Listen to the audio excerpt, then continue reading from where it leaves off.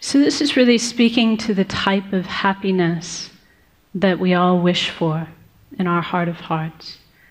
We have a good day when we are happy. And we want to be happy every day. There's never a day when we don't want to be happy. But whether or not we have good days or bad days really depends upon how we answered the second question. Do you remember the second question? What was the second question? Why? Why am I having a good day? Why am I having a bad day? So one thing that my teacher says, his name is Gen Kelsang Nyema, and he says that much of the time our mind is like a balloon in the wind, blown here and there by external circumstances. Do you know that feeling?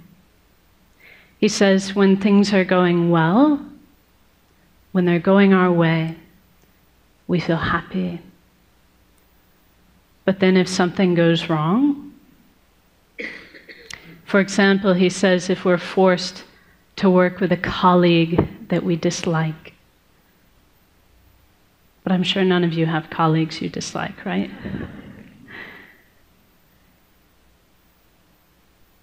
He says if we're forced to work with someone we dislike, or if something doesn't go our way, then our happy feeling disappears.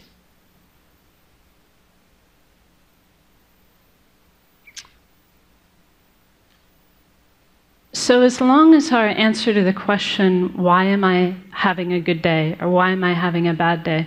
Because, you know, this is a question people ask us, like maybe when you get home today, someone will go, well, so how was that TED thing? Did you have a good day? And we'll say, yeah, I did.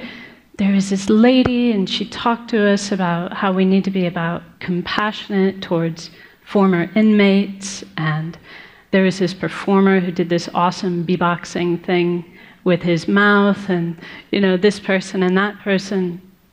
As long as our reasons for why we had a good day are a list of external conditions, then we're not going to have the stable happiness that we all want. Does that make sense to you? Because if that's what our happiness depends upon, because we cannot control people and circumstances every single day, then our happiness will be in the hands of others, won't it? It'll be at the whim of our circumstances.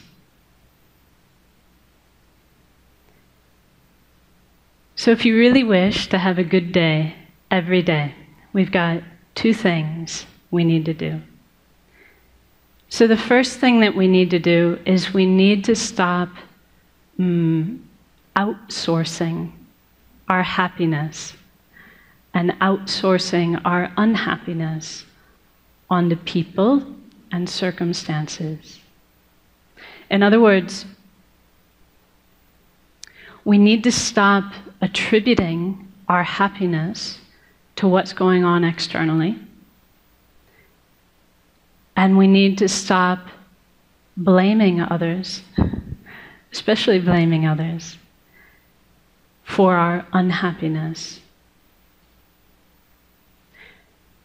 So for as long as we do that, as long as we're making it the job of people and circumstances to make us happy, or as long as we're making it their fault when we're unhappy, our happiness will be very unstable and elusive.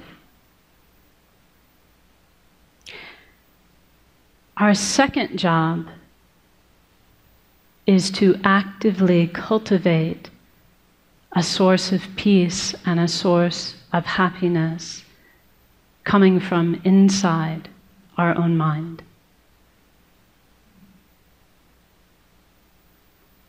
So here's something I want you to commit to memory.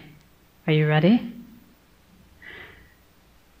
This is another line from one of my teacher's books where he says, happiness and unhappiness are states of mind,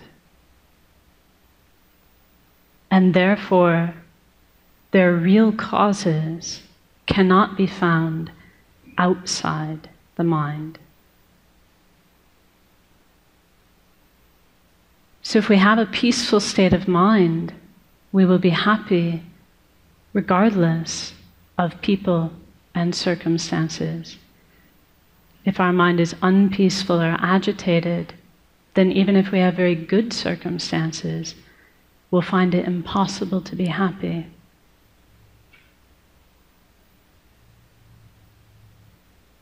So in other words, it's not what is happening that is making us happy or unhappy. It is how we are responding to those things that determines whether we are happy or unhappy. It is what our state of mind is like that determines our happiness or our unhappiness. So how are we going to do this? So we can all understand this. Like intellectually, it's not rocket science, is it? It's not hard to understand.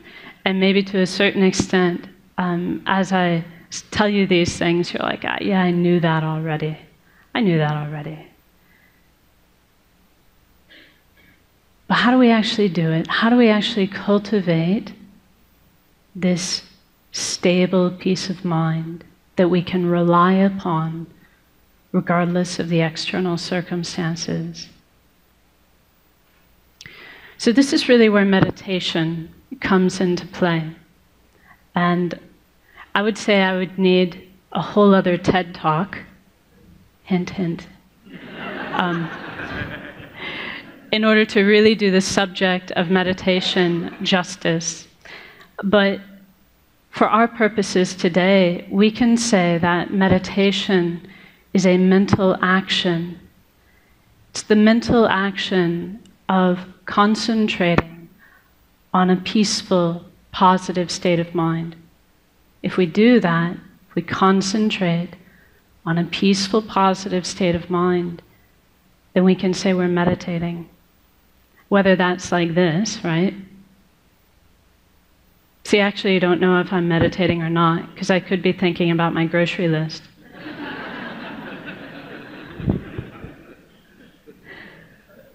It's only meditation if I'm actually focusing on a positive, peaceful state of mind. But the trick is, I can do it like this. This is called formal meditation. But we can also learn to do this all the time in our daily life. Thank you very much.